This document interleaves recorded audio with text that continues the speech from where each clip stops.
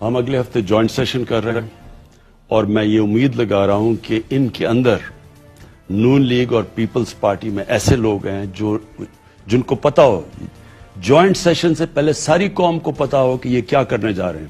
اگر joint session میں انہوں نے ہمیں ڈیفیٹ کیا، جو اس ملک سے پھر فیٹف کی بلیک لسٹ ہوگا، یہ سب ذمہ دار ہوں گے.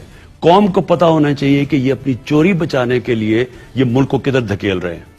میں نے پہلے دن کہا تھا، جب مجھے اقتدار ملا، میں نے پہلے دن کہا کہ یہ جو اپوزیشن ہے، یہ اور اپوزیشن لیڈرز، عام لوگوں کا تو مجھے ان کی پارٹیز کا میں جانتا نہیں ہوں، ان کے جو لیڈرز ہیں، ان کا 1 پوائنٹ ایجنڈا تھا. میں نے پہلے دن کہا کہ یہ ان کا جو انٹرسٹ ہے وہ پاکستان کے انٹرسٹ کے اپوزڈ ہے. پاکستان انٹرسٹ ایک ترقی چاہتا ہے، ملک آگے بڑھنا چاہتا ہے. پاکستان کا انٹرسٹ یہ ہے کہ کلین گورنمنٹ ہو تاکہ انویسٹمنٹ آئے، تاکہ ہم اپنے قرضے واپس کر سکیں. ان کا انٹرسٹ ہے چوری بچانا.